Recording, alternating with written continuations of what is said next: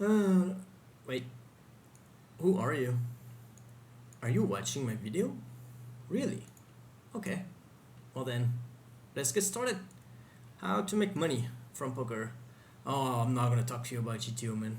I mean, GTO is great, huh? Don't get me wrong. You got to know your fundamentals, your basics, but ah, lovely. Okay, so let's jump right away in the action with poker aces. There's an opening under the gun, and I'm 3-betting 2x. What? Why? Well, because there's an total absolute degen in the big blind. He just 5-bet jump pocket too earlier, so we definitely want to use a raise. We get, funny enough, we get 4-bet. Huge. I am gonna call because I don't want him to fold. I think so. Actually, I'm gonna raise. Why? Because just before this guy played a hand, he just called. He just called with an open and did a jam on the flop. He's probably tilted, just going for like insane things. Wow. Okay, he has jacks or queens, right? Kings unlucky. Oh. All right. Well, that's poker, guys. Nothing we can do about it, so that's fine. That's completely fine. We can't win them all. We just can't win them all. Let's just cash. Oh! Alright. Poker is easy. Poker is easy indeed. Well, so what we learned from this game is that I'm too emotionally connected to my hands. I mean, obviously it feels good to win a 400 big bank pot, to win $400, feels great. But at the end of the day, if I lose it, I shouldn't feel bad about it. I mean, I would have not felt bad about it. But my burst of happiness is probably not optimal. My mental coach would probably not be happy if he sees this, so just don't tell him, please. But yeah, the intake in this hand was you have the worst player in the big blind, so you have two options. You can just flat pre-flop with aces to hope he's just raising, but I mean, flapping pre-flop with aces is kind of annoying. I don't want to end up in like a big multi-way pot with 5 or 6 people. It's not great. It's not great. I don't want to 3-bet big because if I 3-bet big, I might scare him away. So I don't want to 3-bet big, so I just click back and just like mean 3-bet. And yeah. You make money from poker by being creative, by not following like this. I mean, yeah, sure. You learn that you should open 2.5 or 2.2. You learn that you should 3-bet 3x in position, 4 to 5x out of position. And you need to do this against rigs. But against fish, don't, man. Against fish, you need to use your brain. You need to use your brain. You need to be creative. You need to ask yourself, is he going to call too much or too little, bluff too much or too little? And then, once you have your answer, you decide which line is the best for your hand. Against fish, you obviously never play your range because the fish just doesn't understand anything about poker anyway. So why should you play your range? You should just look at your hand, ask yourself, is he going to call too much or too little, fold too much or too little, and so on, and then come up with a plan. Wow, ace queen. Wow, pocket that didn't raise. Taking notes, really important. Yeah, but he left. Shame.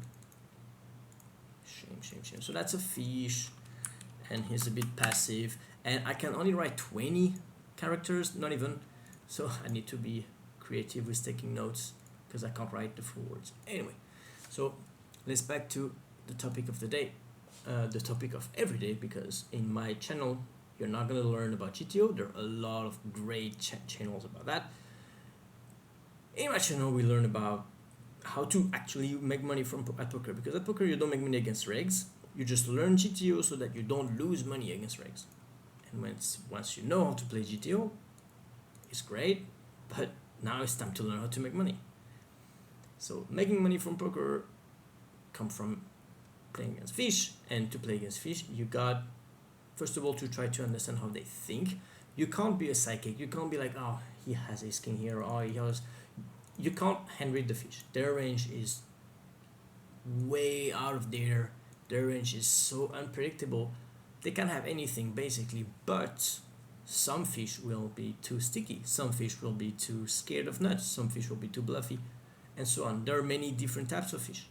So you need to pay attention, you need to take notes, and then you need to forget everything you learn about poker to win against fish. Because you learn, okay, I open pre-flop razor, on the flop I should bet 1/3 on this board, blah blah blah. But against fish, no.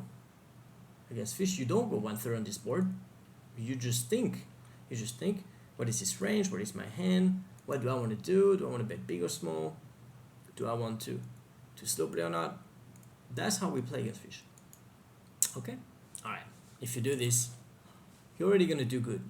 But yeah, I recommend you watching my channel just because I am incredibly fortunate to have tables with a huge majority of fish, because I'm not playing on GG Poker and PokerStar, and I'm playing on some app games, I'm playing on some crypto casino shits.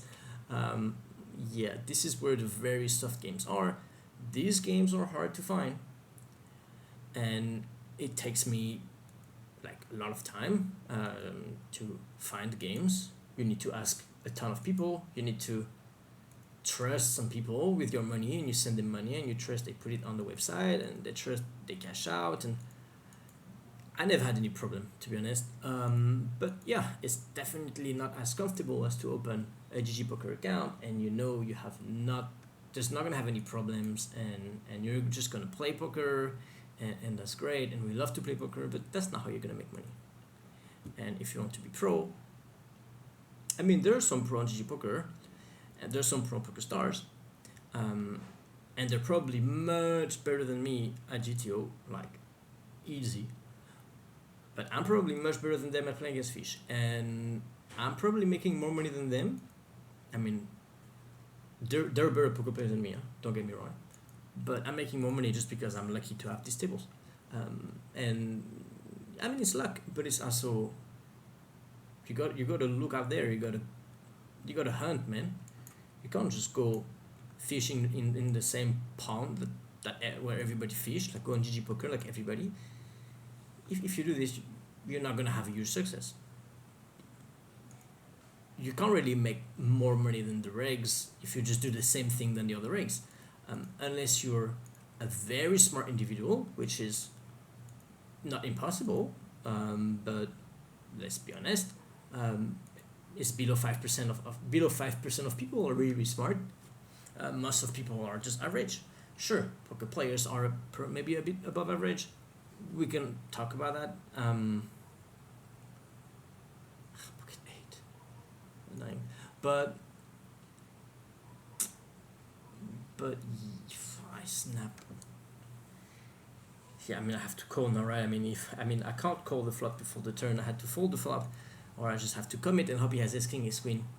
I mean, ace king is jack offsuit with a diamond, and he might have these hands. But the thing is that even if he has these hands still have close to 60% equity against me, and if he has a value hand, I'm dead. So I probably should have just folded, and I was just busy talking to you guys. So if I lose this hand, it's your fault.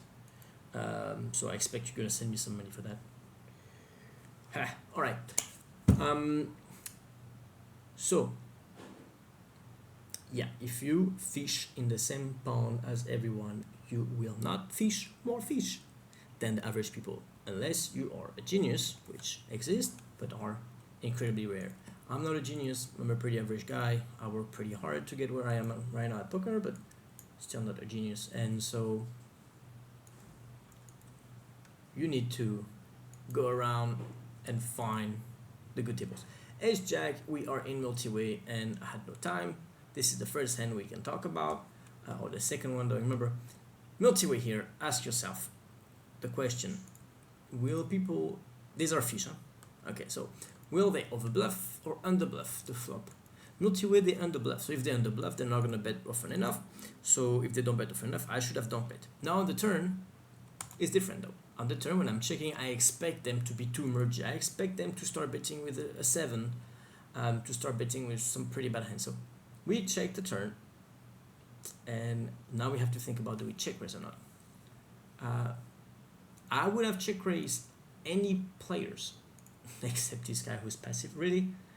No, I still have to raise. Still have to raise.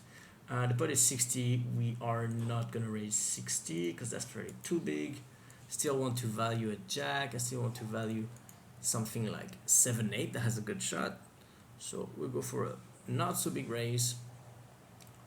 I don't want to play for stacks. It's definitely a mistake in theory to do this, because if I'm raising the turn, I'm basically saying I'm going to play for stacks, and I'm not, and I'm exploitable, but I'm against bad players, so nobody will exploit me. So please be my guest. Yeah, important to raise here. I would say one of the biggest mistakes people do is when they play against fish, they still use the same mindset, the same framework as they do against regs. You know, because you learn a spot, you practice on the solvers and stuff like that, and you know that on this board you should bet small with almost your whole range, or you should just check range, and all of this is great against regs, but when you do this against fish, you're just leaving so much money on the table, because that's not how it works with fish. You need to ask yourself the same for magic question. Did they bluff too much, fold too much, call not enough? What did I say? Did I say it right? Bluff too much or too little, call too much or too little. Right, that's better. On the right, bomb pot, everybody see a hand on the flop. He bet flop, he call flop. I don't raise bottom two because there's already a straight. When I'm raising the flop, it's very hard to get a call by worst. People are quite scared on this board. I mean, there's a flush already on the board. There's a straight already on the board. So we don't go for the raise. We just go, and now on the river, I'm just going to check back. Don't try to be, I mean, I am all up for thin value, but here, the pot is already 72 big blind. What are you going to do? You're going to bet 20%? You could, and they're not good players. You're not going to get raised bluff really often enough. But the pot is already 75 big blind, and you could already value cut yourself against the worst two pairs. So yeah, I would say I usually value thin too often and too much. So if I think this spot is close, it's probably not close at all. It's probably a pure check back, slam dunk. I don't want to put more money in the middle. Anyway, aces on the left.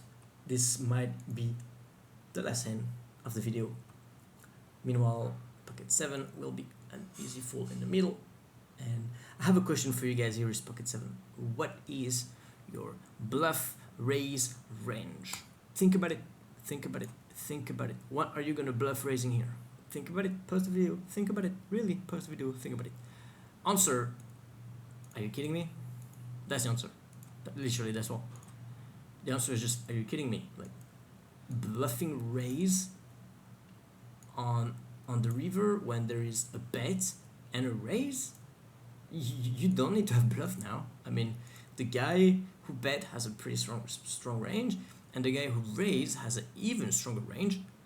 So I mean, why do you really I mean, oh yeah, but I need to have bluff to be balanced. No, you don't, because they're fish, man. And really, like, bluff raising here, horrible. I just want to throw up. On the left, aces open, 3-bet, call 4-bet. I should slow play, but I'm not. Why? Because it's a fish. Fish will just call too wide, and fish don't 3-bet bluff often enough. The call 4-bet range, sorry, is way too strong. They don't have bluff. They don't have hands that, you know, like, oh, I don't want him to fold king jack suited. You know, I want to keep this hand in this range because I dominate. And no, he doesn't have this hand. So we have to fast play. We just have to fast play.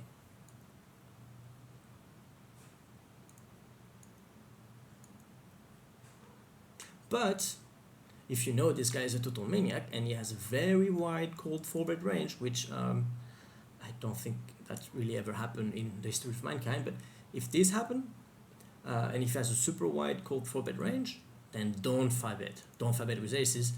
Just keep his range wide. Give him rope to make mistakes. But here, the mistake he's going to do, because he has probably a very tight cold 4-bet range. The mistake he's gonna do is probably gonna overcall to my jam. He's probably should fold pocket queen here. I mean, no, he should fold pocket queen 100% of the time. And because I'm probably not even gonna jam ace king here because his range is so strong that I'll probably just fold ace king pre-flop. Yeah, so what are you gonna do? It's not GTO. Oh, so yeah, so the mistake he's gonna do is he's gonna overcall, and he's not gonna overbluff. So I don't need to slow play. You need to slow play aces in 4-bet pot because you want to protect your range. You want your range to be stronger, first of all, and second of all, you want to you know that your opponent in theory has some 4-bet bluff, so you want to keep his 4-bet bluff when you have aces, so that you make more money, right? Because if you're jamming, all of the 4-bet bluff will just fold. Pocket 9, I'm close between 3-bet and call. Ace king on the right, multi-way, but on this board I don't expect my opponents to have a bluff. So the question, if they don't have a bluff, is what is the second best line to make money? If checking doesn't make enough money because they don't bluff enough here, then the next thing I need to do is betting. So always ask yourself the 4 magic question: bluff too much or not enough? Call too much or not enough? Once you have the answer, you have the ultimate cheat code to win money at poker. Bye.